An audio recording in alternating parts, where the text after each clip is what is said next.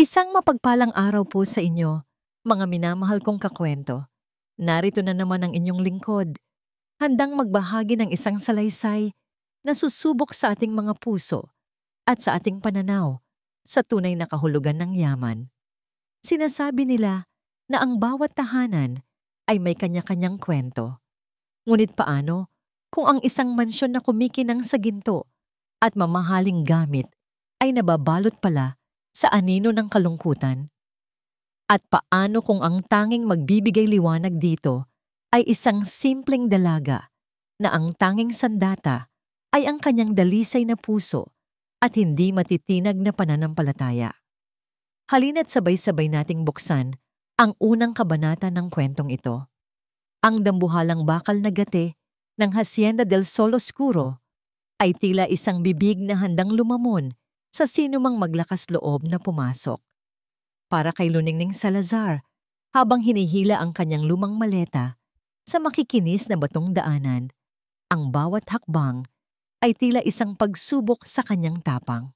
Ang mga naglalakihang puno ng akasya sa magkabilang gilid ay nagbibigay lilim, ngunit sa halip na magdulot ng ginhawa, tila ba nagdaragdag ito sa bigat ng hangin sa misteryong bumabalot sa lugar. Diyos ko, sana po ay gabayan niyo ako, bulong niya sa sarili. Ang mga daliri ay mahigpit na nakakuyom sa hawakan ng kanyang bag, nang sa wakas ay marating niya ang malawak na pinto na gawa sa nara. Bumukas ito bago pa man siya kumatok. Isang may edad na kasambahay ang sumalubong sa kanya, ngunit ang mukha nito ay walang mababakas na anumang ngiti o init. "Ikaw ba si Luningning Salazar?" tanong nito sa malamig na tinig. "Opo, ako nga po," magalang niyang sagot, kasabay ng isang maliit na yuko. "Sumunod ka sa akin. Hinihintay ka ni Senyor Silang." Ang loob ng mansyon ay mas nakakagulat pa kaysa sa labas. Ang sahig ay gawa sa marmol na kumikinang, ang mga pader ay napipintahan ng mga obra maestra, at isang dambuhalang chandelier na gawa sa kristal ang nakabitin sa gitna ng kisame. Ngunit sa kabila ng lahat ng karangyaan, may isang bagay na wala: buhay.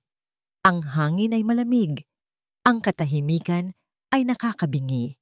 Para itong isang magandang museo, hindi isang tahanan, ngunit ang katahimikan ay biglang binasag ng isang matinis na tawa na sinundan ng tunog ng isang bagay na nababasag.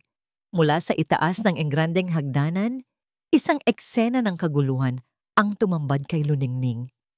Dalawang batang babae, magkamukhang magkamukha na parang dalawang anghel, ang siyang may kagagawan ng lahat. Ang isa, na may apoy sa mga mata, ay may hawak na lata ng pulang spray paint at walang pakundangang winawisikan ang isang malaking-malaking family portrait na nakasabit sa pader. Ang isa naman, na mas tahimik, ay abala sa paggugupit ng mga kurtinang seda gamit ang isang maliit na gunting. Napatigil sa paghinga si Luningning.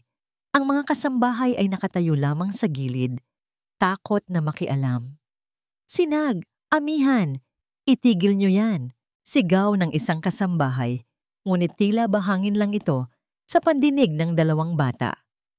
"Gawin nating mas maganda si Mommy," tumatawang sabi ni Sinag, habang dinudungisan ang mukha ng babae sa larawan. Hindi na nakatiis si Luningning. Dahan-dahan siyang lumapit, hindi sa batang maingay, kundi sa batang tahimik. Lumuhod siya sa tabi ni amihan, na natigilan nang makita siya. "Ang ganda naman ng ginugupit mo," mahinahon na sabi ni Luningning, isang matamis na ngiti ang gumuhit sa kanyang mga labi. "Pero alam mo ba, mas maganda kung bulaklak na papel ang gugupitin natin. Pwede nating gawing korona."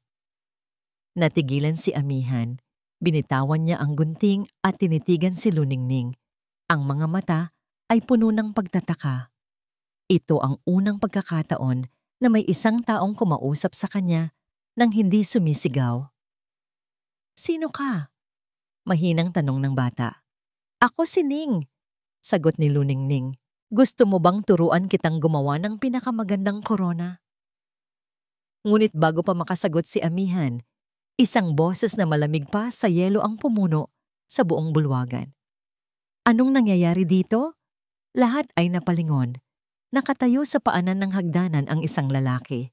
Matangkad, nakasuot ng mamahaling business suit at may mga matang tila kayang tumagos sa kaluluwa ng sinumang tingnan nito. Ang kanyang mukha ay perpektong hinulma, ngunit walang mababakas na anumang emosyon. Ito si Silang Hidalgo. Ang tingin niya ay dumapo sa nasirang larawan, sa magulong paligid, at sa wakas, kay Luningning na nakaluhod pa rin sa sahig. Isang ugat ang umumbok sa kanyang sentido. Ang katahimikan ay mas naging mabigat, mas nakakatakot. Lumakad siya palapit. Ang matigas na tunog ng kanyang sapatos na pang-opisina ay umalingaw-ngaw sa marmol na sahig. Huminto siya sa mismong harapan ni Luningning na dahan-dahang tumayo. "Ikaw ang bagong aplikante?" Tanong ni Silang. Ang boses ay direkta at walang anumang bahid ng pagbati. "Opo, senyor," nanginginig na sagot ni Luningning. Hindi siya pinansin ni Silang. Tumingin siya sa dalawa niyang anak na ngayon ay kapwa na tahimik na sa takot. Pagkatapos ay muli siyang humarap kay Luningning. Ang kanyang mga mata ay mapanuri. Tila sinusukat nito ang buong pagkatao ng dalaga. "Alam mo na siguro kung bakit walang tumatagal na yaya sa mga anak ko," sabi niya, hindi bilang isang tanong, kundi isang pahayag. "Umalis ka na. Nagsasayang lang ako ng oras." Tatalikod na sana si Silang nang magsalita si Luningning. Ang boses ay maliit, ngunit matatag. "Senyor, bigyan niyo po ako ng pagkakataon." Huminto si Silang at lumingon. Isang kilay ang bahagyang tumaas. "Pagkakataon? Para saan? Para sirain din ang natitirang gamit sa pamamahay o na ito? Para po patunayan sa inyo na kaya ko sila."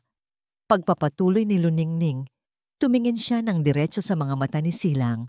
Ang kailangan lang po nila ay pag-unawa, hindi sigaw. Isang sarkastikong nangiti ang sumilay sa labi ni Silang. Lumapit siya ng isang hakbang, sapat na para maramdaman ni Luningning ang panganib na dala ng presensya nito. "Pag-unawa?" He smirked. "Sige, bibigyan kita ng pagkakataon." Itinuro niya ang dining hall.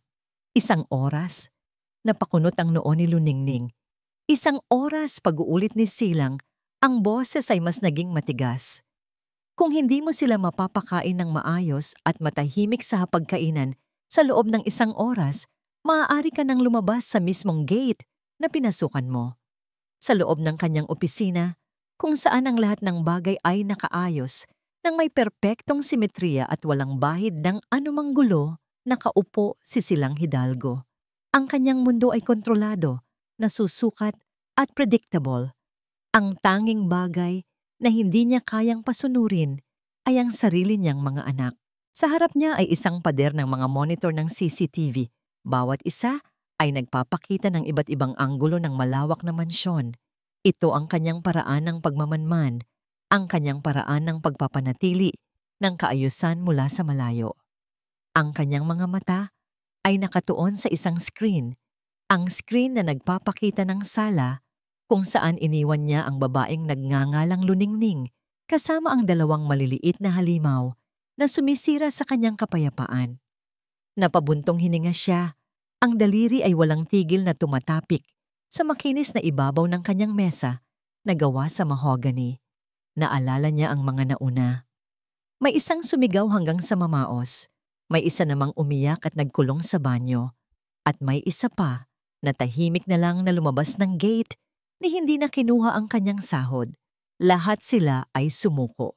At sigurado siyang ang babaeng ito na may mga matang tila masyadong mabait para sa magulong mundong ito ay susunod din sa kanilang mga yapak. Isang oras? Masyado pang ang matagal yun. Baka sa loob ng 10 minuto ay sumuko na ito. Inaasahan niyang makakita ng sigawan. Inaasahan niyang makakita ng yakan, ng pagbabanta, ng sapilitang paghila sa dalawang bata papunta sa hapagkainan. Ngunit ang kanyang nakita ay isang bagay na ganap na iba. Hindi sumigaw si Luningning.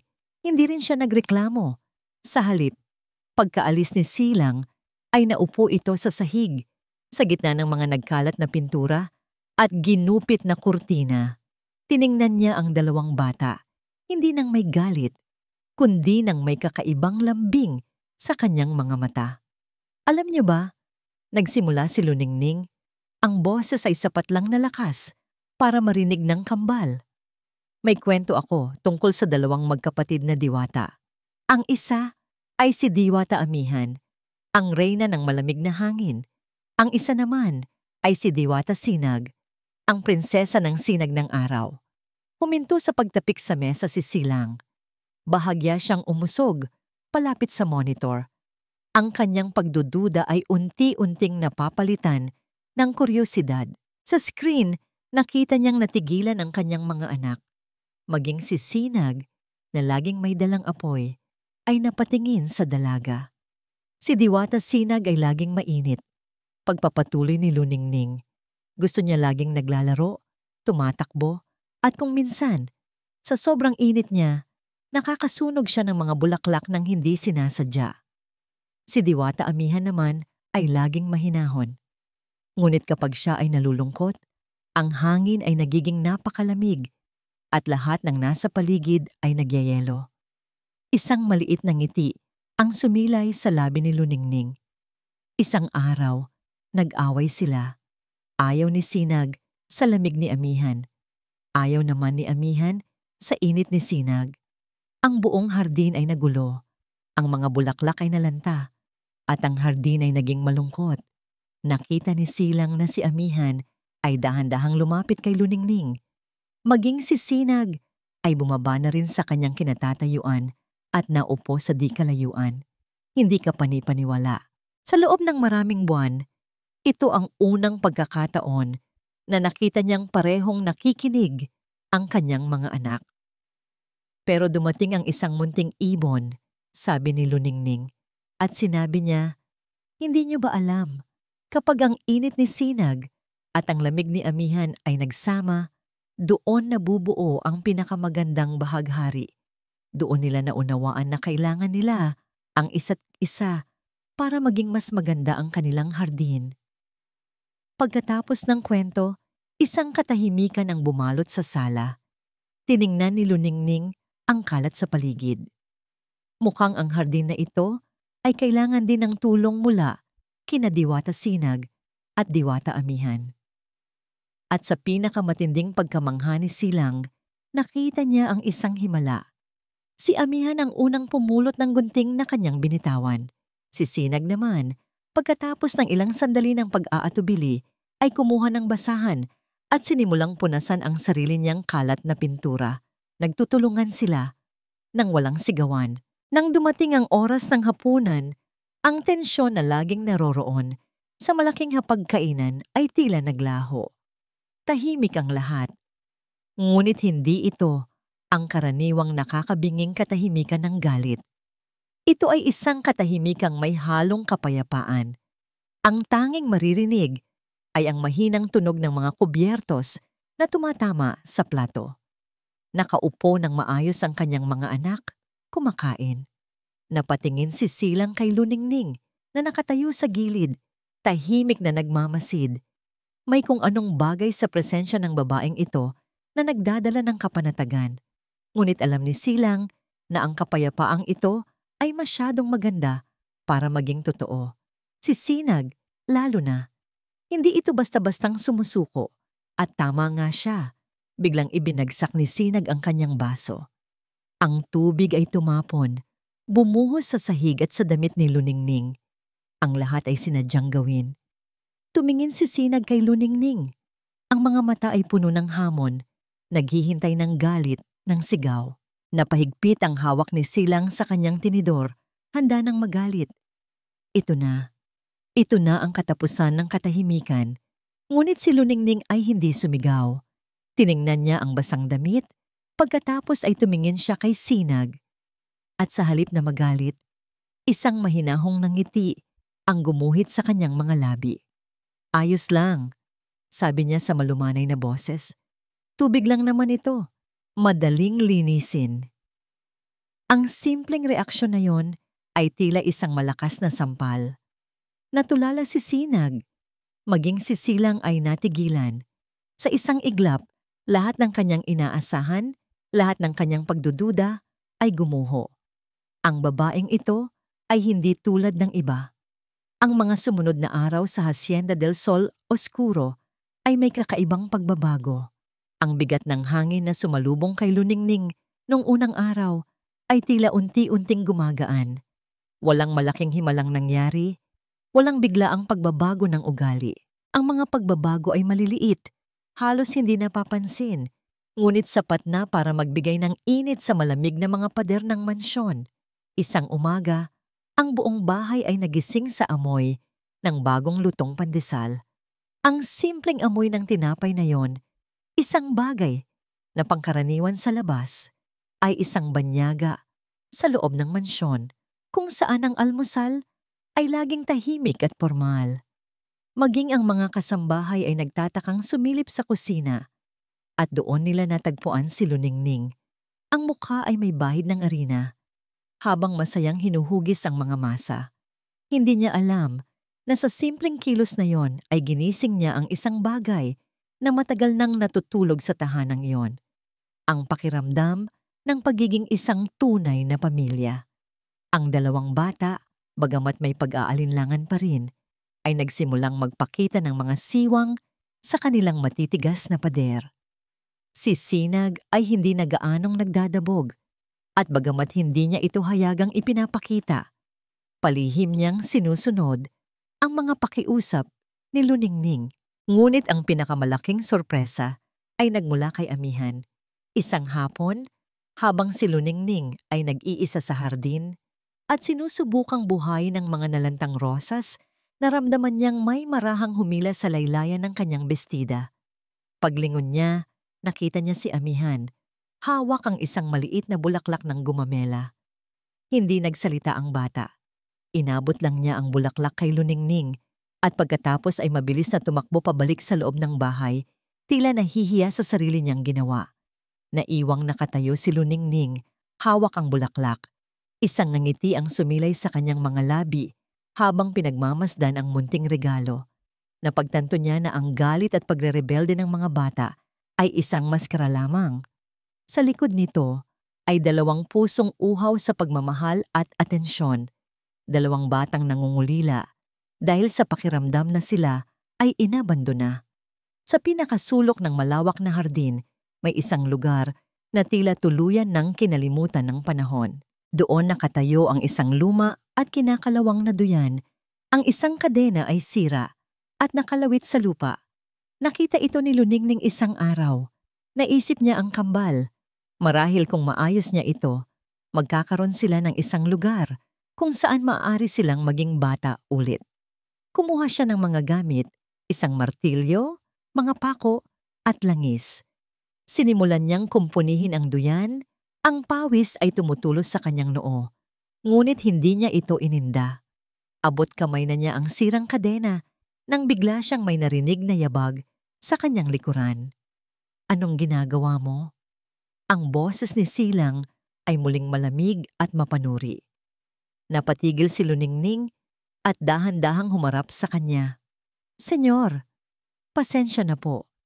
Inaayos ko lang po sana itong duyan. Para po sa mga bata, medyo nauutal niyang paliwanag. Tiningnan ni Silang ang duyan at sa isang saglit, isang kakaibang emosyon ang dumaan sa kanyang mga mata. Isang emosyon na hindi mabasa ni Luningning. Pagkatapos ay tumingin siya sa mga kamay ng dalaga na ngayon ay may mga gasgas at bahid ng kalawang. Hindi nagsalita si Silang. Sa halip, lumakad siya palapit, kinuha ang martilyo mula sa damuhan at sinuri ang sirang kadena. Hindi ganyan, sabi niya sa mahinang boses. Kailangan ng mas matibay na kawit. Nagulat si Luningning nang magsimulang magtrabaho si Silang. Hinubad nito ang kanyang mamahaling coat, itinupi ang manggas ng kanyang puting polo at nagsimulang ayusin ang duyan ng may hindi inaasahang kasanayan. Tahimik lang na nanonood si Luningning, hindi makapaniwala sa kanyang nakikita. Hawakan mo ito, utos ni Silang. Itinuturo ang kabilang dulo ng kadena. Sumunod si Luningning. Habang inaabot niya ang kadena, ang kanilang mga kamay ay nagkadikit. Isang kuryente ang tila dumaloy sa kanilang dalawa. Mabilis na binawi ni Luningning ang kanyang kamay. Ang kanyang pisngi ay biglang uminit. Maging si Silang ay natigilan. At sa unang pagkakataon, nakita ni Luningning ang isang bahid ng pagkalito sa kanyang mga mata bago ito muling nagtago sa likod ng kanyang malamig na maskara. Nagpatuloy sila sa pag-aayos ng walang imikan, ngunit ang hangin sa pagitan nila ay nagbago. Nang sa wakas ay maayos na ang duyan, pareho silang napatingin sa kanilang obra. "Salamat po, Senyor," mahinang sabi ni Luningning. Tumingin si Silang sa kanya. Ang mga mata ay mas malambot na ngayon. "Matagal nang sira yan," sabi niya. Ang boses ay tila nagmula sa malayo. "Ang duyan na yan. Sa aking ina yan." Iyon lang. Ngunit sa ilang salitang iyon, isang pinto sa puso ni Silang ang bahagyang bumukas para kay Luningning. Gabi na. Isang bihirang kapayapaan ang bumabalot sa mansyon. Mula sa kanyang opisina, nakita ni Silang ang kanyang mga anak sa hardin, masayang naglalaro sa bagong ayos na duyan. Isang maliit, halos hindi mahahalata, nangiti ang gumuhit sa kanyang mga labi. Marahil ang babaeng ito? Marahil ay iba nga siya. Biglang tumunog ang kanyang telepono. Ang matinis na tunog ay sumira sa katahimikan. Tiningnan niya ang screen. Isang pangalan lang ang nakasulat. Mara. Ang bahagyang init sa kanyang muka ay biglang naglaho, napalitan ng pamilyar na lamig ng pader na muli niyang itinayo sa kanyang paligid. Ang kanyang panga ay nagtiim. Agad siyang tumayo at lumabas ng bahay para sagutin ang tawag.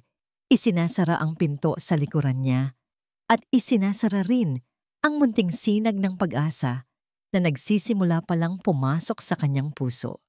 Ang init na dala ng munting sandali sa hardin ay naglaho na parang bula. Habang naglalakad si Silang palayo, papalubog sa dilim ng gabi, ang bawat yabag niya ay tila mas bumibigat. Ang pangalang Mara sa screen ng kanyang telepono ay hindi lang isang pangalan. Ito ay isang multo mula sa nakaraan, isang lason na minsan nang sumira sa kanyang buhay at ngayon nagbabantang bumalik. "Anong kailangan mo?" Walang paligoy na sagot niya sa tawag. Ang boses ay kasing lamig ng hangin ng gabi. Sa kabilang linya, isang tawang malambing ngunit puno ng pagkukunwari ang kanyang narinig. "Ganyan mo na ba binabati ang ina ng iyong mga anak, Silang? Walang kamusta man lang." Nagtiim ang bagang ni Silang. Ang boses ni Mara ay parang pulot na may halong lason, matamis sa pandinig ngunit nakamamatay. "Diretsuhin mo ako, Mara. Anong kailangan mo?" "Simple lang," sabi nito. Ang tono ay nagbago. Mas seryoso na. "Namiss ko ang mga anak ko. Uuwi ako para bisitahin sila." Isang alarmang umalingaw-ngaw sa isip ni Silang. Kilala niya si Mara. Hindi ito kumikilos ng walang kapalit. Ang kanyang pagmamahal sa mga bata ay isang palabas. Isang kasangkapan para makuha ang gusto niya. Hindi sila mga laruan na pwede mong balikan kapag gusto mo, mariing sagot ni Silang. "Sila ay mga anak ko rin." Ganti ni Mara, may bahid na ng pagbabanta sa kanyang boses. "At may karapatan ako. Bukas, darating ako bukas, at sigurado akong marami tayong dapat pag-usapan." Click. Ibinaba na nito ang telepono, hindi na hinintay ang kanyang sagot. Naiwang nakatayo si Silang sa dilim. Ang kamao ay mahigpit na nakakuyom. Takot. Iyon ang salitang ayaw niyang aminin, ngunit iyon ang kanyang nararamdaman. Takot hindi para sa kanyang sarili, kundi para sa munting kapayapaan na nagsisimula palang mamuo sa loob ng kanyang tahanan. Ang kapayapaan na dala ng babaeng ni Luningning. At bigla, ang kapayapaang yon ay naging isang kahinaan sa kanyang mga mata. Isang bagay na maaring gamitin ni Mara laban sa kanya. Kailangan niyang itayo muli ang mga pader. Kailangan niyang maging malamig, hindi maabot. Kailangan niyang itulak palayo ang sino mang maaaring maging dahilan para siya ay maging mahina. Pagbalik niya sa loob ng bahay, ang una niyang nakita ay si Luningning na abala sa pag-aayos ng mga laruan ng kambal sa sala. May isang munting ngiti sa labi nito habang nag-aayos, tila kontento sa kanyang ginagawa.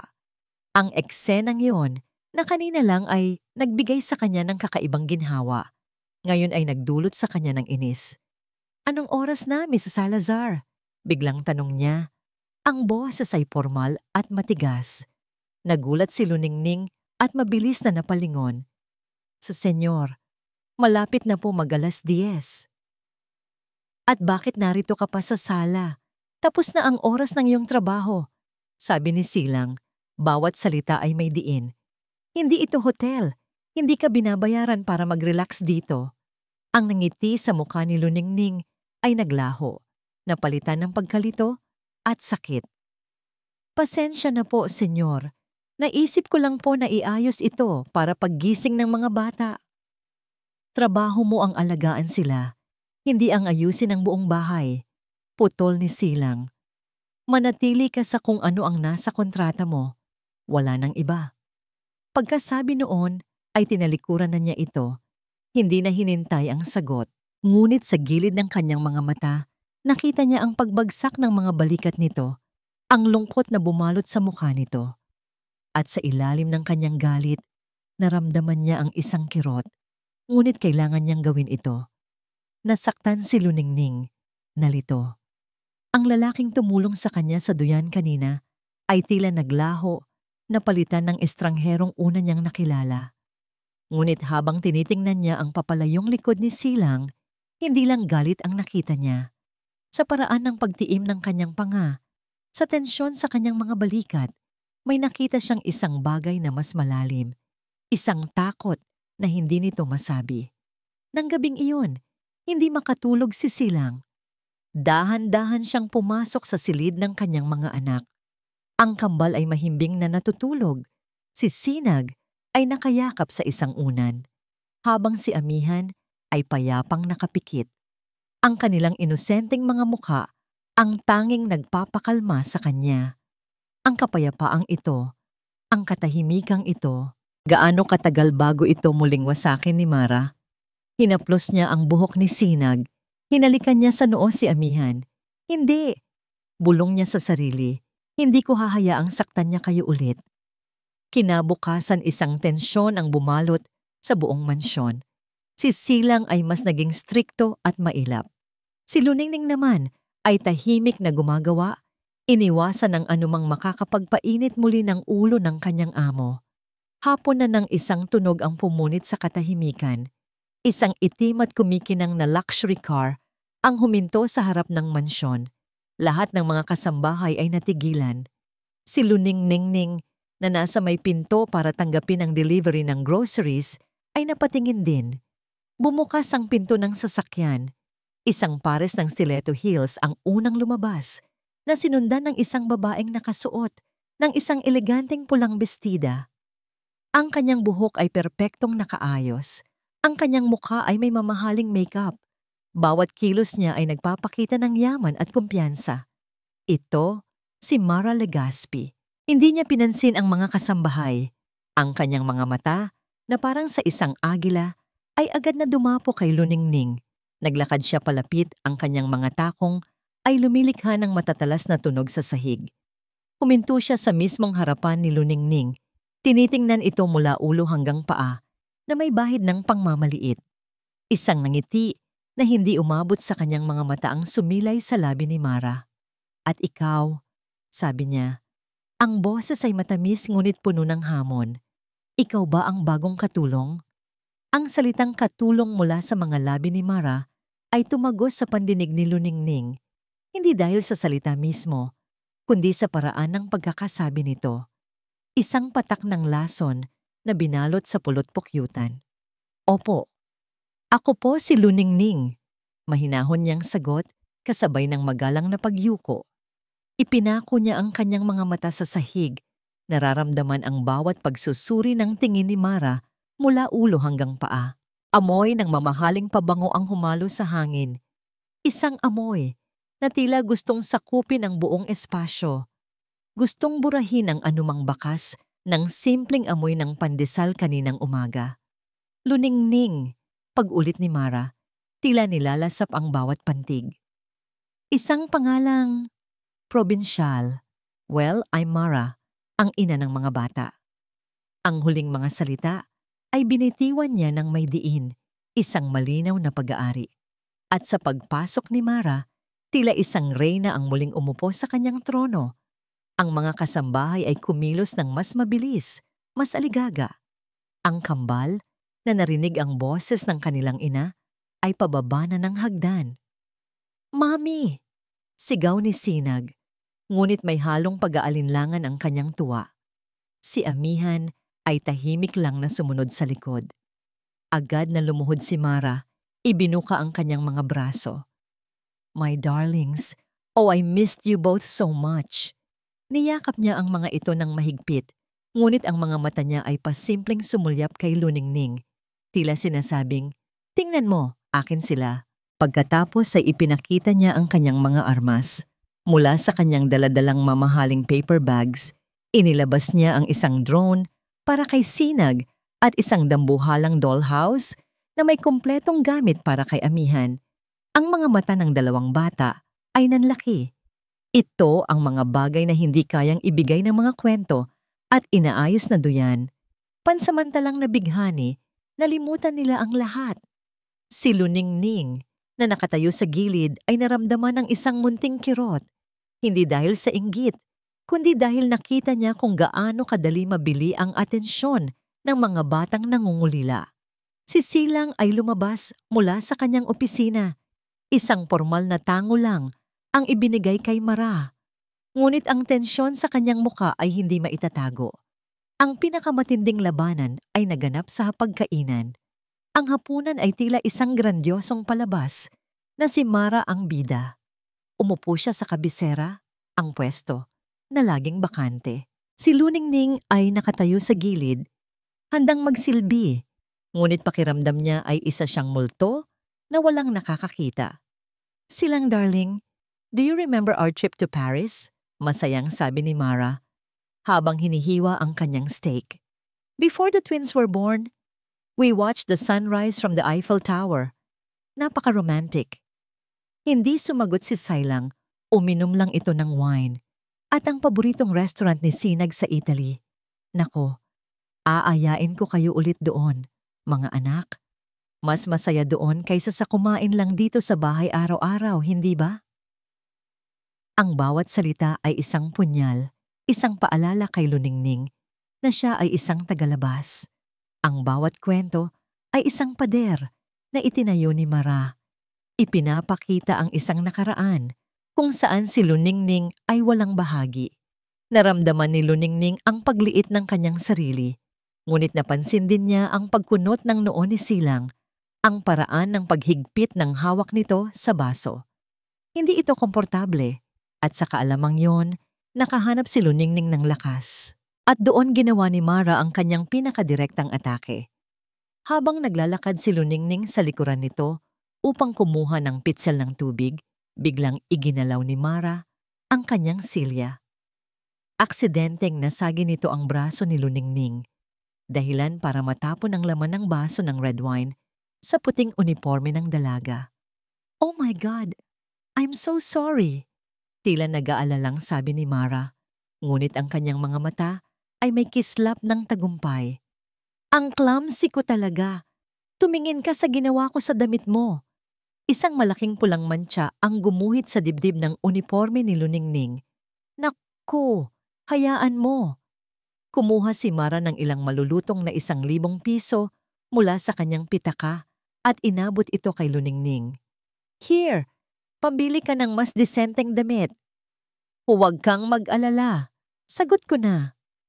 Ang alok ay hindi tulong, ito ay isang insulto. Lahat ng nasa hapag ay natahimik, naghihintay sa reaksyon ni Luningning. Inaasahan ni Mara ang hiya, marahil ay pagtanggap sa pera na may kasamang pagyuko. Ngunit tiningnan lang ni Luningning ang pera. Pagkatapos ay tumingin siya ng diretso sa mga mata ni Mara. Isang mahinahong nangiti ang sumilay sa kanyang mga labi. Salamat po, ma'am. Pero ayos lang po talaga, sabi niya sa malinaw at magalang na boses. Mantsa lang po ito, natatanggal. Hindi ko po kailangan ng pera. Dahan-dahan niyang itinulak pabalik ang kamay ni Mara. Ang simpleng kilos na yon ay mas malakas pa sa isang sigaw. Nagulat si Mara. Sa isang iglap, ang kanyang perpektong ngiti. Ngiti ay naglaho. Hindi niya inaasahan ang ganitong klaseng dignidad mula sa isang probinsyana. Pagkatapos ng hapunan, habang nagliligpit, naramdaman ni Luningning na kailangan niya ng hangin. Inutusan siya ng headmaid na dalhin ang ilang lumang kumot sa bodega sa itaas. Habang naglalakad sa tahimik na pasilyo ng ikalawang palapag, napansin niya ang isang bagay na kakaiba. Isang pinto sa dulo ng pasilyo na gawa sa lumang kahoy, iba sa lahat ng makintab at modernong pinto sa mansyon. Ito ay nakalock. Dahil sa kuryosidad, lumapit siya. Sinubukan niyang silipin ang susian, ngunit masyadong madilim. May nakita siyang isang maliit na siwang sa pagitan ng pinto at ng hamba.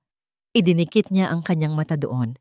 Sa loob ay madilim, maliban sa kaunting liwanag ng buwan na tumatagos mula sa isang maliit na bintana. Sapat lang para makita niya ang mga bagay na nababalutan ng puting tela. At sa isang pader, nakita niya ito. Isang lumang litrato sa isang antigong frame. Dalawang babae ang nasa larawan. Ang isa ay isang matandang babae na may maharlikang tindig. Ang isa naman ay isang dalagang nakangiti. Isang ngangiting pamilyar sa kanya. Nanlaki ang mga mata ni Luningning. Ang kanyang puso ay biglang kumabog ng malakas. Ang babae sa larawan na nakangiti ng buong tamis ay kamukhang-kamukha ng sarili niyang ina noong ito ay bata pa. Ang larawan, ang nangiti, ang mukha. Hindi maalis sa isip ni Luningning ang imahe na nasilayan niya sa siwang ng pinto. Posible ba? O baka naman dala lang ng pagod at pagkalito ang kanyang mga mata? Ngunit ang pintig ng kanyang puso ay nagsasabi ng iba. May isang bagay sa loob ng silid na yon na tumatawag sa kanya. Isang piraso ng kanyang nakaraan na hindi niya alam na naroroon pala. Kinabukasan, ang kanyang isip ay abala sa pag-iisip kung paano niya mabubuksan ang pinto. Ang pagkakataon ay dumating ng hindi inaasahan. Habang naglilinis ng lumang aparador sa pasilyo sa utos ng headmaid, napansin niya ang isang kumpol ng mga lumang susi na nakasabit sa isang nakatagong kawit sa likod nito. Ang mga ito ay kinakalawang na, tila matagal nang hindi nagagamit. Isa sa mga susi ay maliit at may kakaibang disenyo, tila tumutugma sa sinaunang itsura ng kandado sa pinto sa dulo ng pasilyo. Nang may panginginig sa kamay, kinuha niya ang susi. Hinintay niya ang pagkakataon na walang ibang tao sa itaas. Nang mag-isa na lang siya, dahan-dahan siyang lumakad patungo sa misteryosong pinto. Ang kanyang paghinga ay tila huminto nang isaksak niya ang susi sa kandado. Click! Ang tunog ng pagbukas ng trangka ay tila umalingaw-ngaw sa katahimikan. Itinulak niya ang pinto. Isang amoy ng alikabok, ng lumang kahoy at ng mga alaalang matagal nang nakatago ang sumalubong sa kanya. Ang silid ay bodega nga, ngunit iba ito sa karaniwang bodega. Ang mga gamit ay hindi lang basta-bastang itinambak. Ang mga ito ay maingat na tinakpan ng puting tela na para bang ang may-ari ay umaasang babalikan pa ang mga ito balang araw. Sa isang sulok, naroon ang isang lumang makinang pantahi. Sa isa pa, isang maliit na tokador na may salaming basag. At sa pader, naroon ang litrato. Nilapitan niya ito. Ngayon, sa mas malinaw na liwanag, wala na siyang duda. Ang babaeng nakangiti sa tabi ng matandang may itsurang maharlika ay ang kanyang ina, si Amalia Salazar. Mas bata, mas walang muwang, ngunit ang mga matang yon ay hindi maipagkakamali. Bakit may litrato ang kanyang ina sa mansyong ito? At sino ang matandang babae? Habang nililibot niya ang tingin, Napansin niya ang isang bagay sa ilalim ng kama. Isang baul na gawa sa kahoy. Hinila niya ito palabas. Mabigat ito. Nang buksan niya, isang koleksyon ng mga gamit ng isang dalaga ang tumambad sa kanya. Ilang piraso ng damit na maingat na tinupi, isang pares ng lumang tsinelas, isang suklay na gawa sa sungay ng kalabaw. At sa ilalim ng lahat ng yon, naroon ang isang bagay na nagpatigil sa kanyang paghinga. Isang maliit na kwaderno na nababalutan ng telang asul, isang talaarawan. Nanginginig ang mga kamay ni Luningning nang buksan niya ito. Ang sulat kamay ay pamilyar. Ito ang sulat kamay ng kanyang ina, mula sa mga liham na ipinapadala nito sa kanilang mga kamag-anak noon. Mahal kong talaarawan, basa niya sa unang pahina. Ito ang unang linggo ko dito sa Hacienda del Sol Oscuro. Napakabait ni Senyora Elvira, ang ina ni Senyorito Silang. Itinuturing niya akong parang tunay na anak. Binuklat niya ang mga pahina. Ang mga salita ng kanyang ina ay nagpinta ng isang larawan ng buhay sa hacienda. Maraming taon na ang nakalipas, isang buhay na puno ng pag-asa at simpleng kaligayahan. Isinulat nito ang tungkol sa kanyang pagkagiliw kay Senyora Elvira, ang orihinal na may-ari ng mansyon. Isinulat nito ang tungkol sa isang batang silang na mahilig magtago sa hardin. At isinulat din nito ang tungkol sa isang dalagita na madalas bumisita sa mansyon.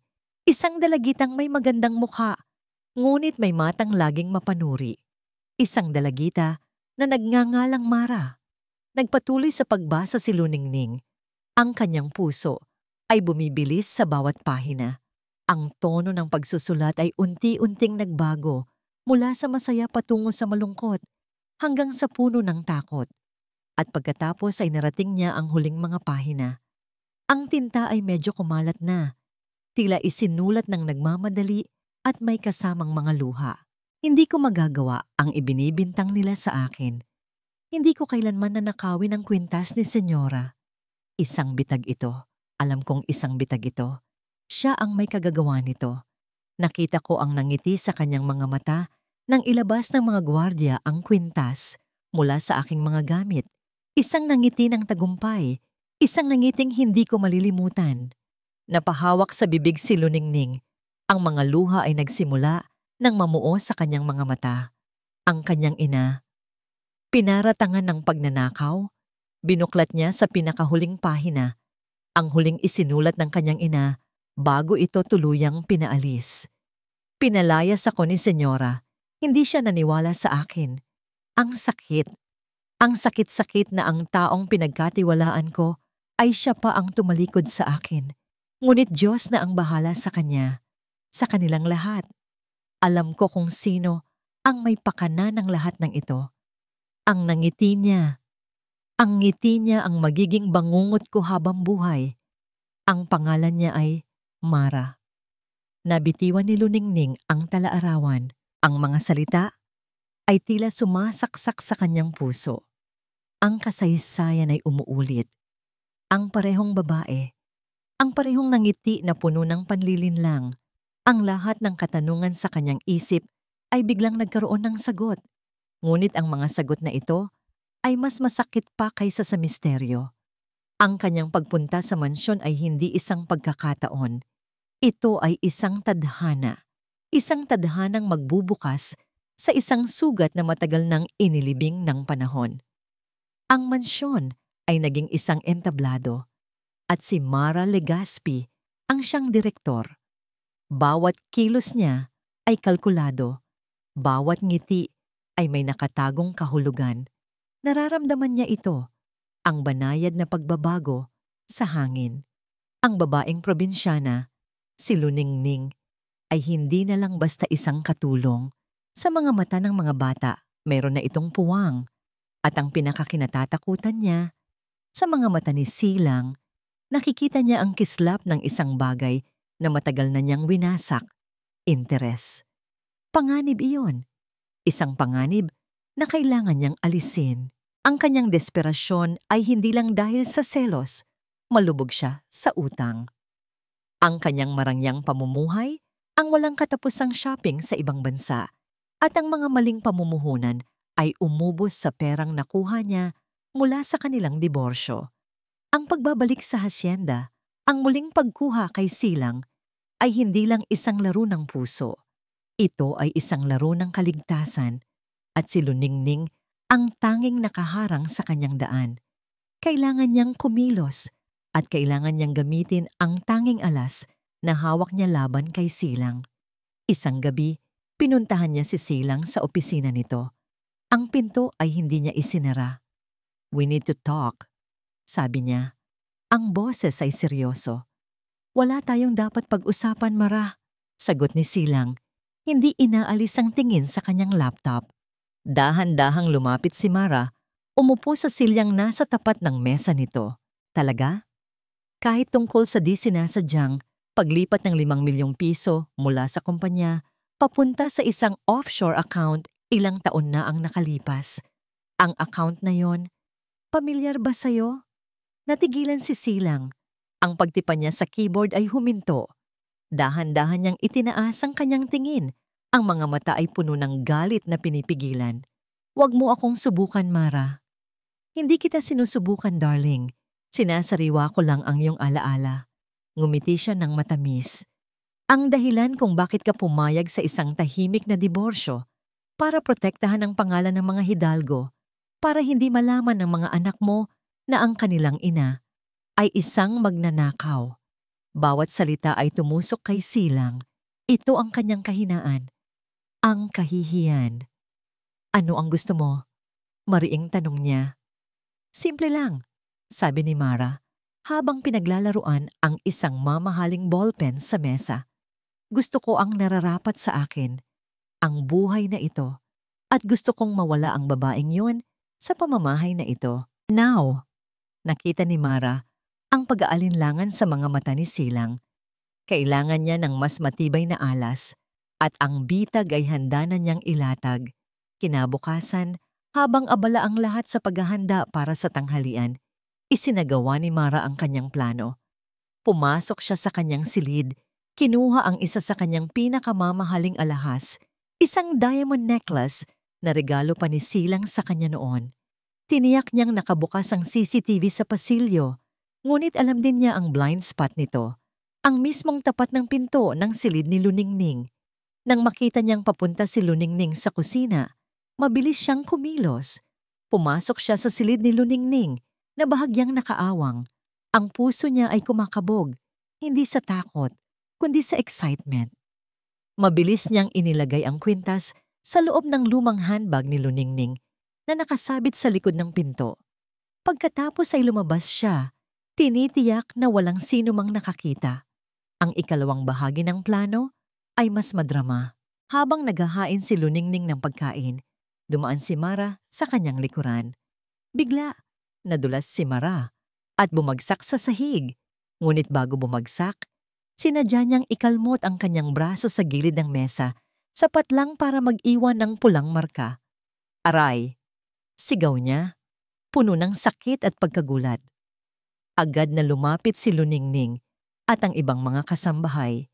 Maging si Silang ay napatakbo mula sa sala. "Anong nangyari?" Nag-aalalang tanong ni Silang. "Siya," sabi ni Mara. Ang mga mata ay puno ng luha habang itinuturo si Luningning. "Hindi ko alam kung bakit tinulak niya ako. Tinanong ko lang siya kung nasaan ang kwintas ko at bigla na lang siyang nagalit." "Ano? Hindi po totoo yan," gulat na sabi ni Luningning. "Ma'am Mara, bakit po kayo nagsisinungaling?" "Sinungaling? Tingnan mo ang ginawa mo sa akin." Iyak ni Mara, ipinapakita ang gasgas sa kanyang braso. "Nawawala ang diamond necklace ko, Silang, at siya lang ang huli kong nakausap." Tumingin si Silang kay Luningning. Ang kanyang mukha ay isang maskara ng pagkalito at lumang pagdududa. Naalala niya ang sinabi ni Mara kagabi. Naalala niya ang sarili niyang ina na minsan na ring nawalan ng alahas. Ang kasaysayan ay tila umuulit sa harap ng kanyang mga mata. "Hindi ko po kinuha," mariing sabi ni Luningning. Ang boses ay nanginginig, ngunit puno ng katatagan. Tumingin siya nang diretso sa mga mata ni Silang, umaasang makikita nito ang katotohanan. Ngunit si Mara ay hindi pa tapos. Kung hindi totoo ang sinasabi ko, sige, humamon siya. Ang mga luha ay patuloy na dumadaloy. Kung wala kang itinatago, bakit hindi mo ipakita ang laman ng bag mo? Maliban na lang kung mayroon ka ngang dapat itago. Ang hamon ay binitiwan sa hangin. Lahat ay napatingin kay Luningning. Ang mga kasambahay, ang kambal na ngayon ay nasa may hagdanan, nakikinig. At si Silang. Tumingin si Silang sa bag ni Luningning na nakasabit sa malayo. Pagkatapos ay tumingin siya sa mga mata ni Luningning na ngayon ay puno ng pakiusap. Ang kanyang puso ay nahati. Ang isang bahagi ay gustong maniwala sa dalisay na tingin ng dalaga. Ngunit ang isa pang bahagi, ang bahaging sinugatan ni Mara, ay bumubulong ng pagdududa at pagtataksil. Sa huli, ang pagdududa ang nanalo. Sa isang boses na mabigat at puno ng pagkabigo, tumingin siya kay Luningning. Ipakita mo sa amin ang laman ng bag mo. Ang bawat segundo ng katahimikan ay tila isang dagok sa dibdib ni Silang. Ang mga salitang binitiwan niya, ipakita mo sa amin ang laman ng bag mo, ay umalingaw-ngaw sa kanyang isipan, paulit-ulit. Gusto niyang bawiin, ngunit huli na ang lahat. Ang hamon ay naibigay na, ang pagdududa ay naihasik na, ang kanyang mga mata ay nakatuon kay Luningning. Nakita niya ang lahat. Ang paunang pagkabigla na mabilis na napalitan ng hindi makapaniwalang sakit. Ang mga mata nito, na laging puno ng liwanag at pag-unawa, ay biglang nanlamig. Tila isang kandilang biglang inupuan ng hangin. Hindi ito umiyak, hindi ito nagpaliwanag. Ang pananahimik nito ay mas malakas pa kaysa sa anumang sigaw. Sa likod ni Luningning, nakita niya ang nangiti ng tagumpay sa mga labi ni Mara. Isang ngangiting mabilis din nitong tinago sa likod ng maskara ng pagiging biktima. At sa hagdanan, nakita niya ang kanyang mga anak. Si Sinag, na may nagbabagang galit sa mga mata, at si Amihan, na may luhang tahimik na dumadaloy sa mga pisngi. Ang puso ni Silang ay tila pinipiga. Ano man ang mangyari, sa eksenang ito, lahat sila ay talo.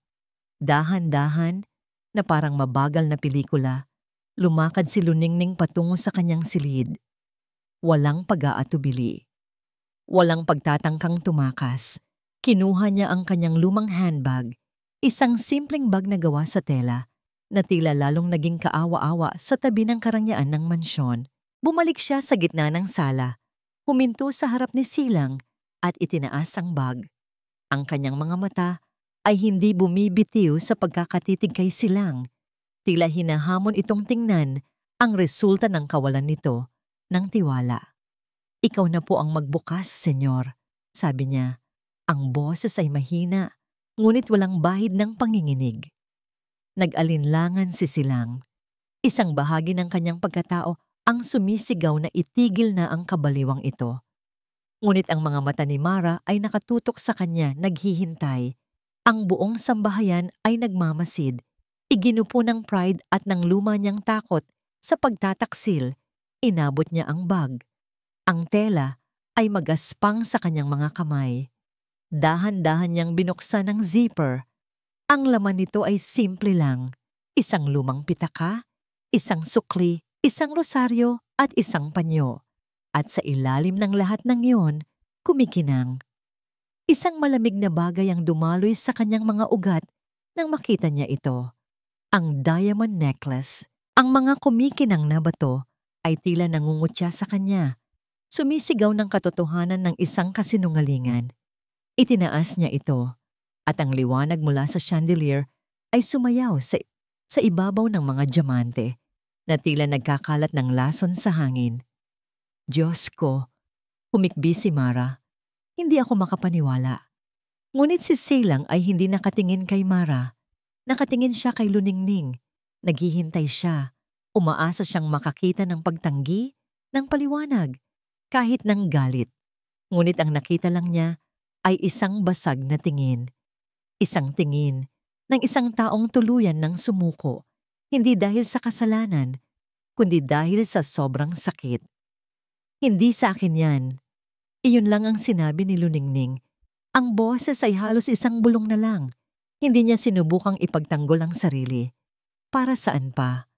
Ang hatol ay naibigay na sa mga mata ng lalaking nagsimula na niyang pagtiwalaan. Patawarin mo ako, Papa, pero sinungaling si Tita Mara. Biglang sigaw ni Sinag mula sa hagdanan. Hindi na napigilan ang sarili. Hindi magnanakaw si Ate Ning. Huwag kang makialam dito, Sinag. Sigaw pabalik ni Mara. Papa, pakiusap. Umiiyak na, sabi ni Amihan. Huwag niyo po siyang paalisin. Ang mga boses ng kanyang mga anak ay parang mga punyal na tumutusok sa kanyang dibdib. Ngunit ang ebidensya ay nasa kanyang mga kamay. Ang laso ng pagdududa na itinanim ni Mara ay kumalat na. Ang kanyang isip ay bumalik sa nakaraan. Sa sakit, sa kahihiyan, sa pagtataksil. Ang Luningning sa harap niya ay biglang naging anino ng lahat ng taong nanloko sa kanya. Ibinaba niya ang kwintas. Ang kanyang mukha ay naging isang blangkong pader. Walang emosyon. Ito ang kanyang depensa. Ang kanyang paraan para itago ang sarili niyang pagkabasag. Tumingin siya kay Luningning, ngunit tila hindi na niya ito tunay na nakikita. Umalis ka na, sabi niya. Ang boses ay malamig at walang buhay. Isang buntong hininga ang pinakawalan ni Luningning, tila nabunutan ng isang mabigat na tinik. Isang tango lang ang kanyang isinagot. Tumalikod siya at nagsimulang maglakad patungo sa kanyang silid. Walang salita, walang luha. Isang marangal na pagtanggap sa isang hindi makatarungang hatol. Hindi kaya ni Silang na tingnan siya. Ipinako niya ang kanyang tingin sa sahig, sa kumikinang na marmol. Kahit saan, wag lang sa papalayong anyo ng babaeng nagdala ng saglit na liwanag sa kanyang madilim na mundo. Bawat hakbang ni Luningning palayo ay parang martilyong pumupukpok sa kanyang dibdib. Narinig niya ang hagulgol ng kanyang mga anak sa hagdanan, ngunit hindi niya magawang lumingon. Para siyang naging isang estatwa ng yelo, malamig at hindi makagalaw. Makalipas ang ilang minuto, lumabas si Luningning mula sa kanyang silid, dala ang parehong luma at munting maleta na dala niya noong una siyang dumating. Ang kanyang uniforme ay napalitan na ng isang simpleng bestida. Ang kanyang mukha ay payapa, ngunit ang kapayapaan na yon ay mas masakit tingnan kaysa sa anumang luha. Dumaan siya sa harap nilang lahat, sa mga kasambahay na nakayuko, kay Mara na may pagkukunwaring awa, at kay Silang na hindi pa rin makatingin. Huminto siya sa paanan ng hagdanan at tumingala sa kambal. Isang matamis, ngunit malungkot na ngiti ang kanyang ibinigay. Sinag Amihan, mahina niyang sabi. Maging mabait kayo, ha? At pagkatapos ay nagpatuloy na siya sa paglakad. Binuksanan ng isang security guard ang malaking pinto. Ang liwanag ng hapon sa labas ay tila ayaw pumasok sa loob ng madilim na mansyon. Humakbang si Luningning palabas at sa kanyang paghakbang, tila dinala niya ang lahat ng natitirang kulay at init sa loob ng bahay. Ang pinto ay dahan-dahang sumara sa kanyang likuran. Ang tunog nito ay pinal at mabigat. Nawala na siya. Nang sa wakas ay nag-angat ng tingin si Silang, ang nakita niya lang ay ang saradong pinto. Isang pakiramdam ng kawalan, isang malalim at malamig na butas, ang biglang lumitaw sa kanyang puso. Naramdaman niyang nagkamali siya. Isang napakalaking pagkakamali. Ngunit nang lumingon siya, ang nakita niya ay ang mukha ni Mara. Ang mga luha ay wala na. Ang pagkukunwaring awa ay naglaho na. Ang naiwan ay isang bagay na mas totoo at mas nakakatakot. Mula sa bintana sa sala, tanaw ang mahabang daanan palabas ng gate. Doon sa di kalayuan ay ang naglalakad na anyo ni Luningning. At mula sa ikalawang palapag, sa isang bintana sa may pasilyo, nakatayo si Mara. Tahimik siyang nanonood habang ang babaeng nagbanta sa kanyang mga plano ay unti-unting lumiliit sa paningin. Isang anino ang dumaan sa kanyang mukha at isang maliit, halos hindi mahahalata, na ngiti ng purong tagumpay ang sumilay sa kanyang mga labi. Ang pag-alis ni Luningning ay hindi lang nag-iwan ng isang bakanting silid sa mansyon.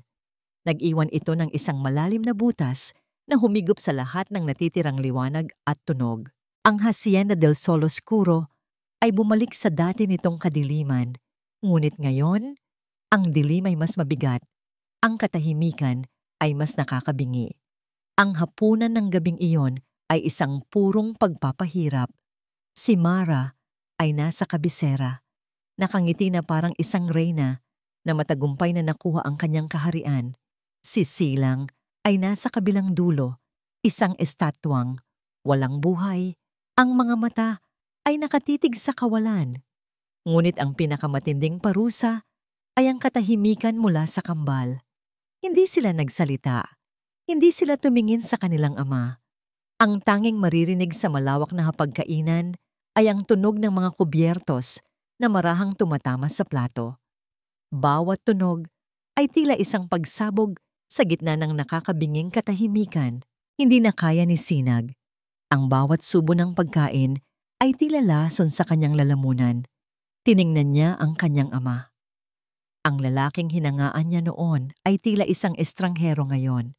Isang duwag. Isang taong mas piniling maniwala sa isang ahas kaysa sa isang anghel. Bigla niyang ibinagsak ang kanyang tinidor. Ang matinis na tunog ay bumasag sa katahimikan. Lahat ay napatingin sa kanya. Busog na ako, sabi niya. Ang boses ay puno ng galit na hindi na maitago. Sinag, umupo ka. Hindi ka patapos. Utos ni Silang. Sa wakas ay nagsalita, ngunit ang boses ay pagod. Tapos na ako. Sigaw ni Sinag. Tumayo mula sa kanyang upuan. Ang mga mata ay nag-aapoy. Tapos na akong magpanggap na okay ang lahat. Pinalayas mo siya. Pinalayas mo ang nag-iisang tao na nagparamdam sa amin na tahanan ito. Sinag, watch your mouth. Saway ni Mara, ang nangiti ay nawala na. Huwag mo akong kausapin. Ganti ni Sinag, itinuturo si Mara. Kasalanan mo itong lahat. Isa kang sinungaling. Tama na, sigaw ni Silang. Ang boses ay umalingaw-ngaw. Ngunit si Sinag ay hindi natakot. Ang sakit at galit sa kanyang puso ay mas malakas pa. Tumingin siya ng diretso sa kanyang ama. Ang mga luha ng pagkabigo ay nagsimulang mamuo sa kanyang mga mata. Alam mo, Papa, sabi niya, ang boses ay nanginginig. Akala ko, ikaw ang pinakamalakas na tao sa buong mundo. Pero nagkamali ako. Ikaw ang pinakaduwag na tatay sa lahat. Pagkasabi noon, ay tumakbo siya paakyat ng hagdan. Ang kanyang mga hikbi ay umalingaw-ngaw sa buong mansyon. Naiwang mag-isa si amihan sa hapag. Hindi siya sumigaw tulad ng kanyang kapatid. Ang kanyang galit ay mas tahimik, mas malalim. Tumingin siya sa kanyang ama, pagkatapos ay kay Mara, at pagkatapos ay sa bakanting upuan kung saan dapat ay may nakaupo. Hindi niya pinansin ang mga tawag sa kanya. Tahimik siyang tumayo at sumunod sa kanyang kapatid sa itaas. Sa loob ng kanilang silid, natagpuan niya si Sinag na nakasubsob sa unan, umiiyak. Umupo si amihan sa tabi niya. Hindi nagsasalita. Hinahaplos lang ang kanyang likod. Matagal silang nanatili sa ganoong posisyon. Nang sa wakas, ay huminahon na si Sinag. Humarap ito sa kanya. Ang mga mata ay mugto. Anong gagawin na natin, amihan? Tanong ni Sinag. Hindi siya pwedeng basta na lang mawala. At doon nagsalita si amihan. Ang kanyang boses ay mahina, ngunit puno ng determinasyon. May naalala ako, sabi niya. Noong araw na yon, bago ang hapunan, nakita ko si Tita Mara. Galing siya sa pasilyo kung nasaan ang kwarto ni Ate Ning. Napaupo ng tuwid si Sinag. Ano ang ginagawa niya doon? Hindi ko alam, sagot ni amihan. Pero kakaiba. parang may itinatago. Isang ideya ang biglang pumasok sa kanyang isipan. Isang ideya na parehong nakakatakot at nagbibigay pag-asa. Ang mga kamera. Nagkatinginan sila. Sa isang iglap, ang kanilang lungkot ay napalitan ng isang plano. Nang hating gabi na at sigurado silang tulog na ang lahat, dahan-dahan silang lumabas ng kanilang silid. Ang kanilang mga maliliit na paa ay walang ingay na naglakad sa madilim na pasilyo patungo sa opisina ng kanilang ama kung saan naroroon ang security room. Madali nilang nabuksan ang pinto. Hindi ito kailanman nilock ni Silang. Ang tanging liwanag sa loob ay mula sa berdeng ilaw ng mga server at sa malawak na monitor. Umupo si Amihan sa upuan. Ang kanyang maliliit na daliri ay mabilis na nag-navigate sa computer. Alam niya ang password. Madalas niyang panoorin ang kanyang ama. Anong oras yon? Tanong niya kay Sinag na nagsisilbing bantay sa pinto. Mga 5:00 ng hapon, bago ang insidente sa wine. Sagot ni Sinag. Mabilis na ni-rewind ni Amihan ang footage. Nakita nila ang pasilyo. Nakita nila si Ate Ning na pumasok sa kusina. At pagkatapos, nakita nila si Tita Mara na lumabas mula sa sarili niyang silid.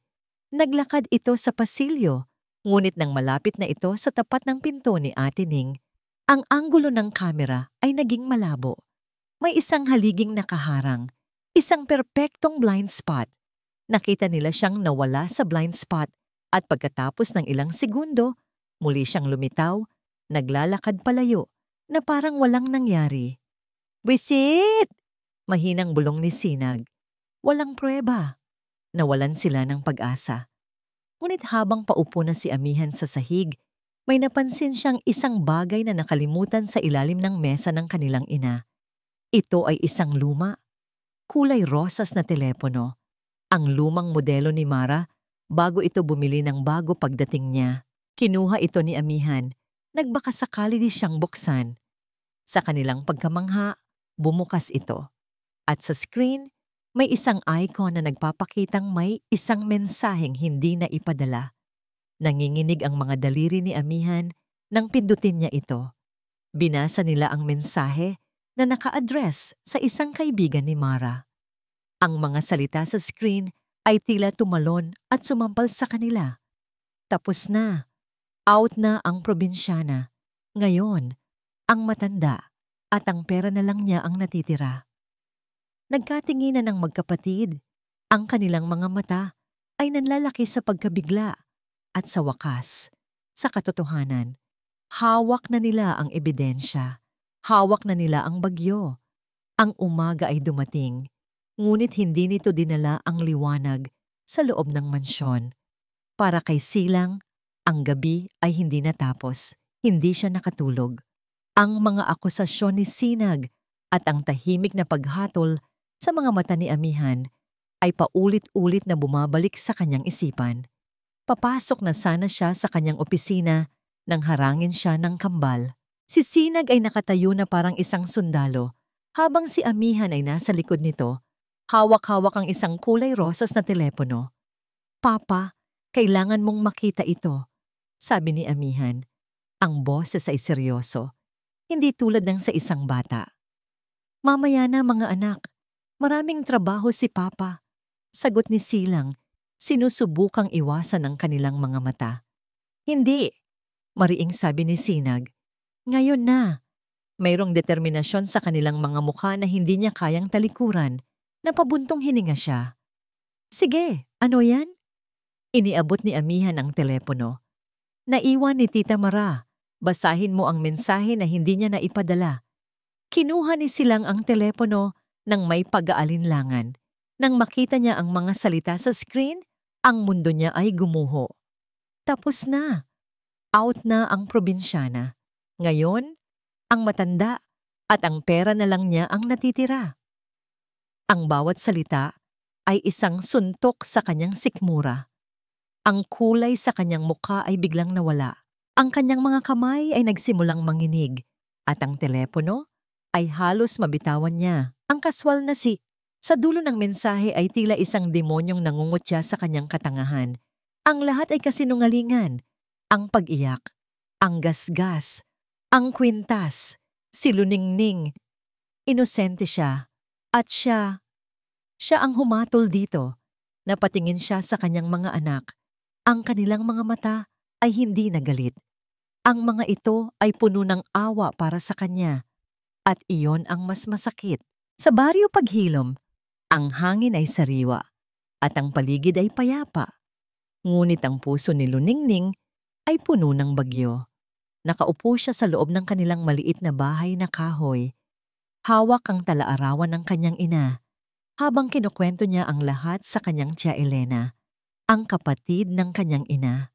Si Tia Elena ay isang matandang babae na may mga matang nakakita na ng maraming kwento ng buhay. Habang nakikinig, ang kanyang mukha ay napuno ng lungkot at pagsisisi. Alam ko, mahinang sabi ni Tia Elena pagkatapos ng mahabang katahimikan. Alam ko ang lahat. Napatingin sa kanya si Luningning. Ang iyong ina, si Amalia. Napakabuti niyang tao. Pagpapatuloy ng matanda, ang mga mata ay nangingilid sa luha. Ngunit ang kabutihan niya ang naging dahilan ng kanyang kapahamakan.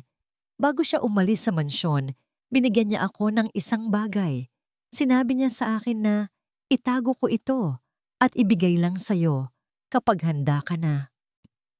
Tumayo si Tia Elena at kinuha ang isang maliit na kahon mula sa kanyang lumang aparador. Mula sa loob, inilabas niya ang isang makapal na sobre na naninilaw na dahil sa katagalan. Isang liham, sabi niya. Isang liham na isinulat niya para sa'yo, ngunit hindi niya kailanman nagawang ipadala. Nanginginig ang mga kamay ni Luningning habang tinatanggap ang liham. Ang papel ay marupok. Ang sulat kamay ng kanyang ina ay naroon, puno ng pagmamahal at sakit. Mahal kong Luningning, aking munting anghel. Kung binabasa mo ito, marahil ay matagal na akong wala. Patawarin mo ako, anak. Patawarin mo ako kung hindi ko na ipaglaban ang aking sarili. Masyado akong natakot, masyado akong nasaktan. Ang babaeng nagngangalang Mara, inggit na inggit siya sa akin dahil sa tiwala na ibinibigay sa akin ni Senyora Elvira. Gumawa siya ng kwento. Ikinulong niya ako sa isang bitag na perpekto. Itinago niya ang kwintas sa aking mga gamit habang ako ay nasa hardin. Nakita ko siya. Ngunit sino ang maniniwala sa isang simpleng katulong na tulad ko? Anak, ang tanging maipapamana ko sa iyo ay ang isang malinis na pangalan. Huwag mong hayaang dungisan ito ni numan. Maging matapang ka, maging matatag ka. Huwag kang tumulad sa akin. Hindi na napigilan ni Luningning ang kanyang mga luha. Bumuhos ito, hindi para sa sarili niyang sakit, kundi para sa sakit na tiniis ng kanyang ina sa loob ng maraming taon. Ang bigat ng isang kasalanang hindi nito ginawa. Habang umiiyak, biglang tumunog ang kanyang telepono. Isang numero na hindi rehistrado. Nag-alinlangan siyang sagutin, ngunit may nag-udyok sa kanya. Hello? Sa kabilang linya, isang boses na pamilyar, ngunit basag at puno ng pagsisisi. Luningning, Luningning. Ulit ni Silang ang kanyang boses ay garalgal. Patawarin mo ako. Natahimik si Luningning sa kabilang linya. Nalaman ko na ang lahat. Pagpapatuloy ni Silang ang mga salita ay tila hirap na lumabas. Ang mensahe, ang plano ni Mara. Nalaman ko na. Patawarin mo ako sa hindi ko paniniwala sa'yo. Naging bulag ako. Naging duwag ako. Pakiusap. Bumalik ka. Isang mahabang katahimikan ang sumunod. Ang tanging naririnig ni Silang ay ang sarili niyang malakas na pagtibok ng puso. Akala niya ay ibababa na nito ang telepono. Ngunit pagkatapos ng ilang sandali, nagsalita ito. Ang boses ni Luningning ay iba na. Wala na ang lambing. Wala na ang panginginig. Ito ay kalmado, matatag, at matalas na parang isang patalim. Babalik ako. sabi niya. Isang alon ng ginhawa ang bumalot kay Silang. Salamat, Luning-Niningning. Salamat. Huwag kang magpasalamat, putol niya. Ang kanyang mga salita ay tumagos sa telepono, direkta sa puso ni Silang. Babalik ako dyan, hindi para sa'yo, kundi para sa karangalan ng aking ina. Click! Ang linya ay naputol. Kinahapunan, habang si Mara ay nasa sala. Pinipilit si Silang na pirmahan ang ilang dokumento para sa isang kasunduan sa negosyo. Ang malaking pinto ng mansyon ay bumukas. Lahat sila ay napalingon. Doon, nakatayo si Luningning. Ang kanyang simpleng bestida ay tila naging isang baluti. Ang kanyang mga mata ay hindi na nagpapakita ng takot, kundi ng isang determinasyong hindi matitinag. Naglakad siya papasok, ang kanyang mga yapak ay tiyak at mabigat. Tumingin siya kay Silang, pagkatapos ay ibinaling niya ang kanyang tingin kay Mara, na ngayon ay natigilan at namumutla. Huminto si Luningning sa gitna ng sala. Ginang Mara, sabi niya. Ang boses ay malinaw at matatag na umalingaw-ngaw sa buong kabahayan. Sa tingin ko, ay meron pa tayong hindi natatapos na usapan. Ang sala ng Hacienda del Sol Oscuro ay naging isang korte. Sa isang sulok ay si Mara Legaspi. Ang kanyang mukha ay namumutla sa ilalim ng kanyang perpektong makeup. Ang kanyang kumpiyansa ay unti-unting gumuho na parang isang kastilyong buhangin. Sa kabilang panig ay si Luningning Salazar, nakatayo ng tuwid. Ang kanyang presensya ay nagliliwanag hindi dahil sa karangyaan, kundi dahil sa katotohanan. At sa gitna, si Silang Hidalgo, na tila isang hukom na hahatol sa sarili niyang mga pagkakamali. Ang kambal ay tahimik na bumaba sa hagdanan, mga saksing naghihintay sa hustisya. Anong ibig mong sabihin? Tanong ni Mara. Sinusubukang bawiin ang kanyang tindig. Isang pilit na tawa ang kumawala sa kanyang mga labi. Wala tayong dapat pag-usapan. Isa kang magnanakaw na pinalayas na. Paano ka nakapasok ulit dito? Hindi na mahalaga kung paano ako nakapasok.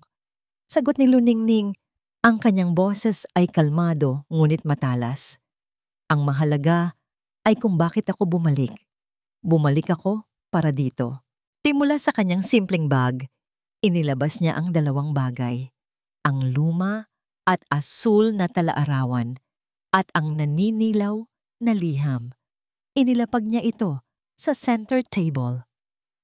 Pamilyar ka ba dito, Ginang Mara? Tanong ni Luningning. Ito ang talaarawan ng aking ina, si Amalia Salazar, ang babaeng minsan mo na ring sinira ang buhay sa pamamagitan ng isang kwintas. Isang mabilis na kislap ng takot ang dumaan sa mga mata ni Mara.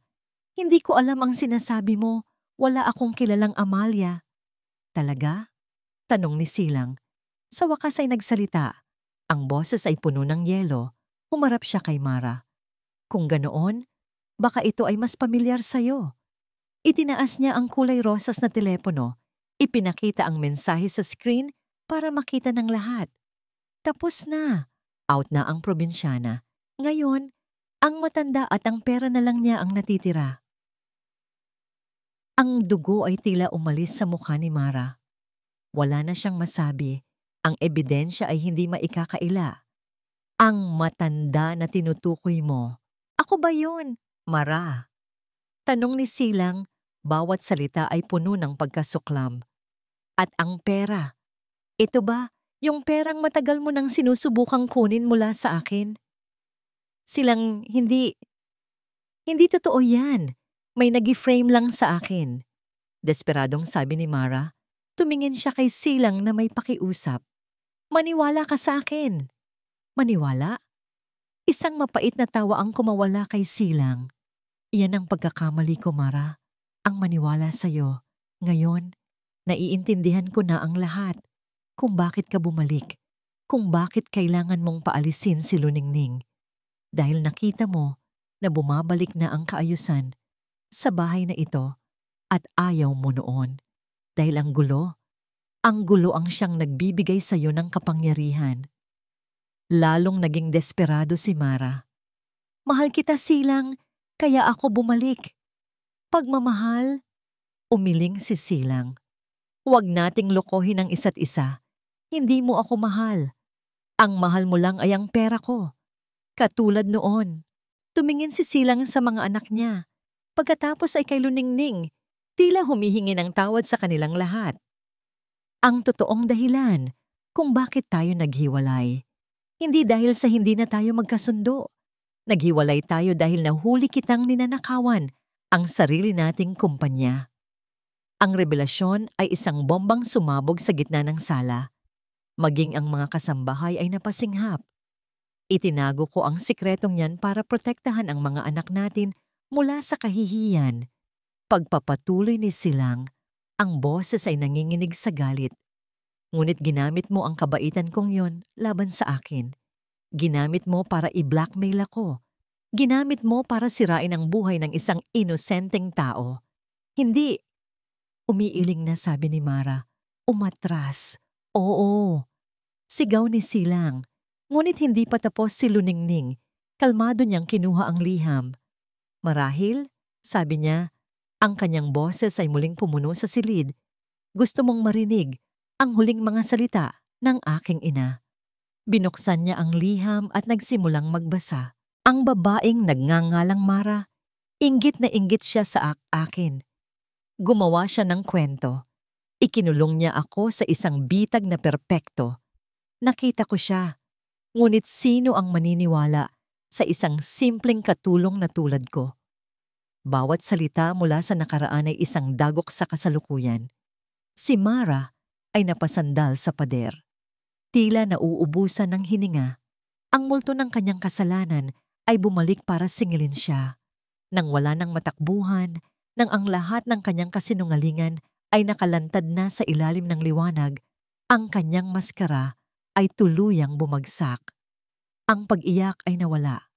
Ang desperasyon ay napalitan ng purong galit. Oo, ako nga. Sigaw niya. Ang kanyang boses ay matinis at puno ng kamandag. Ako nga ang gumawa noon. At dapat lang sa kanya yon. Masyado siyang pabida. Masyadong malapit sa senyora mo. Tumingin siya kay Luningning. At ikaw, parehas kayo ng ina mo. Mga probinsyanang ahas na dahan-dahang pumapasok sa buhay ng may buhay. Akala mo mananalo ka?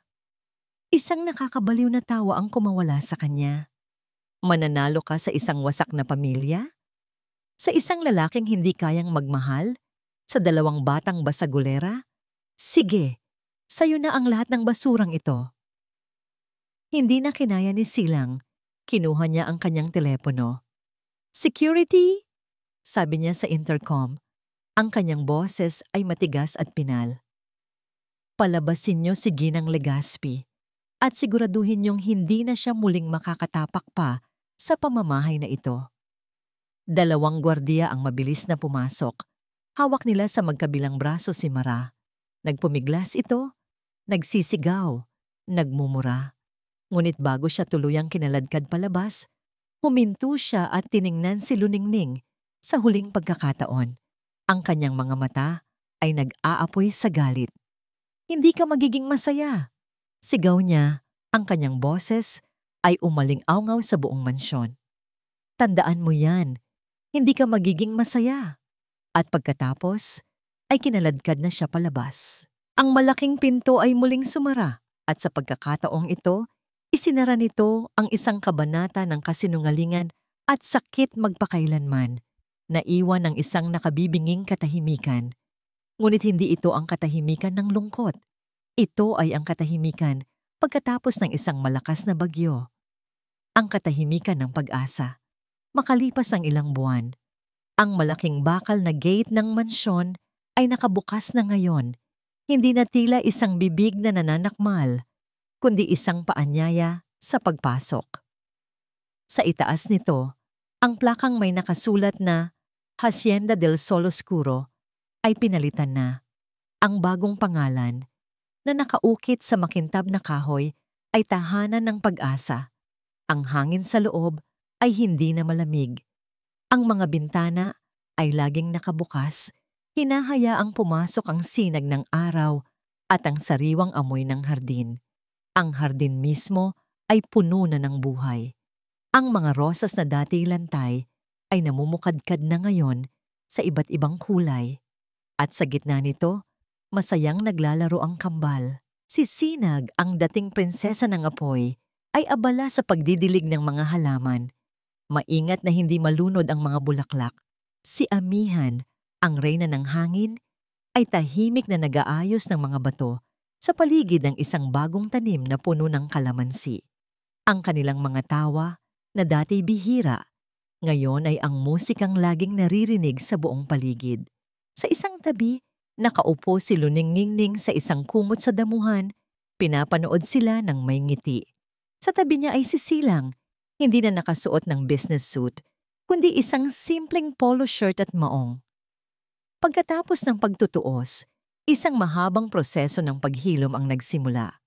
Ang unang ginawa ni Silang ay humingi ng tawad. Hindi lang kay Luningning, kundi pati na rin sa kanyang mga anak.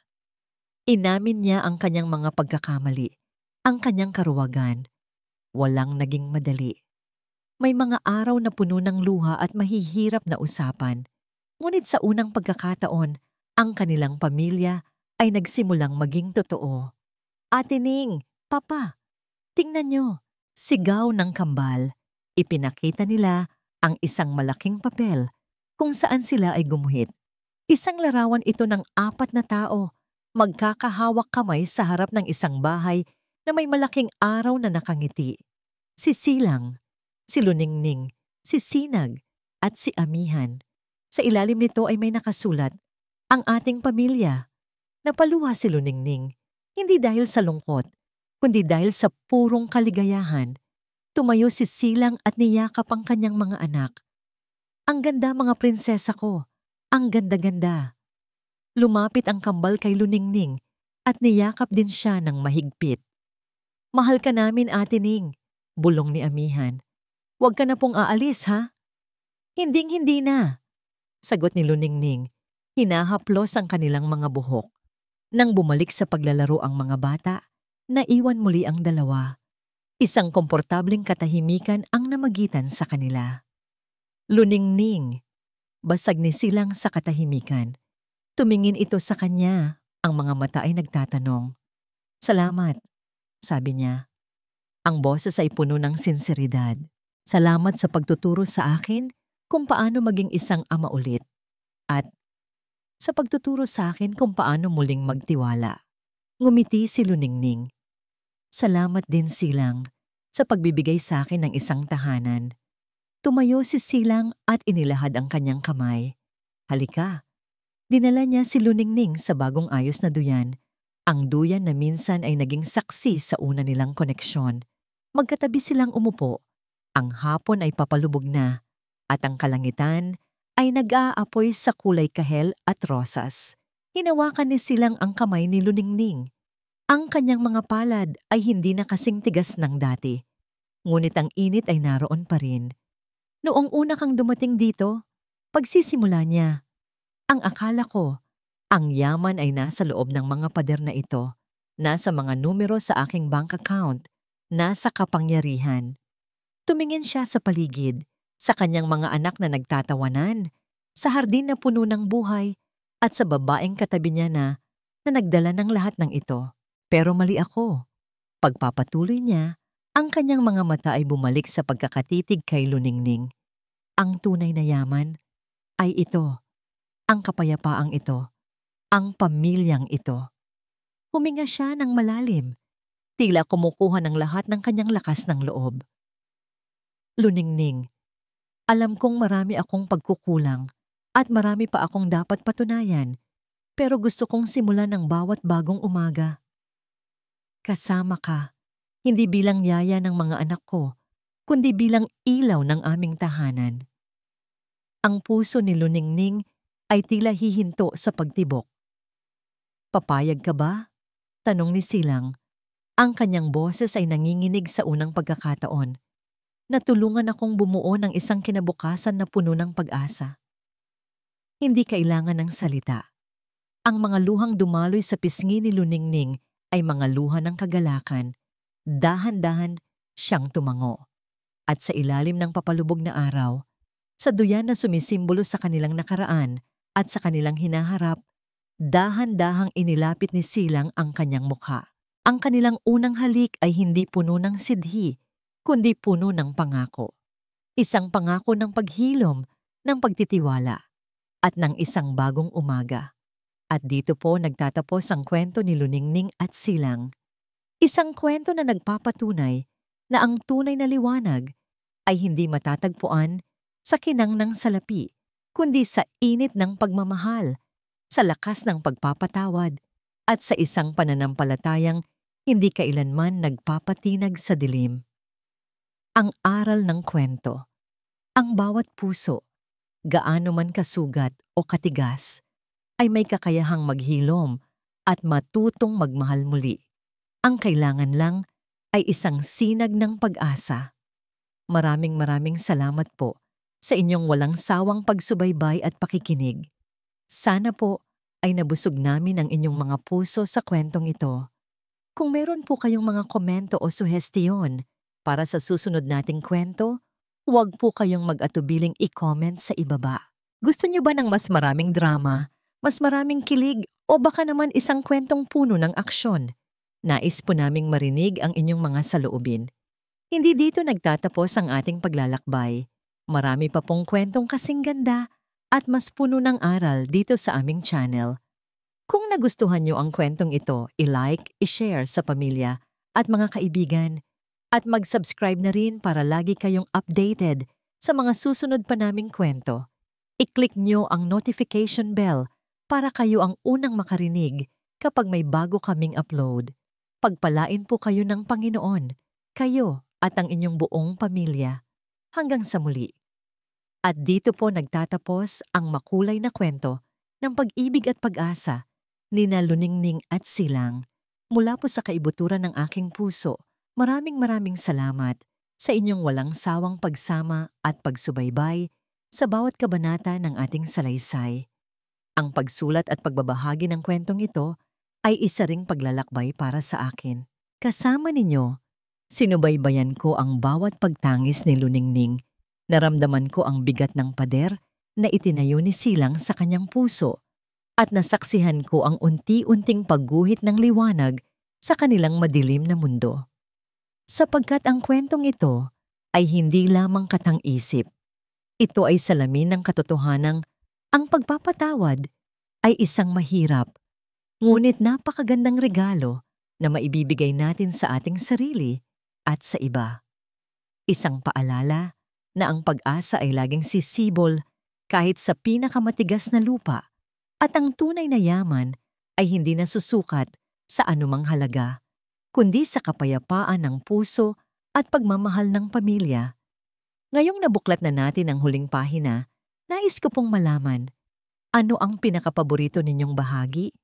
Aling eksena ang tumatak sa inyong puso? At higit sa lahat, anong aral ang inyong napulot na isa sa buhay mula sa paglalakbay na ito? Ibahagi niyo po sa amin ang inyong mga saloobin. Muli, ang aking taos-pusong pasasalamat. Hanggang sa ating muling pagkikita sa susunod na kwento. Manatili po kayong ligtas at laging puno ng pag-asa.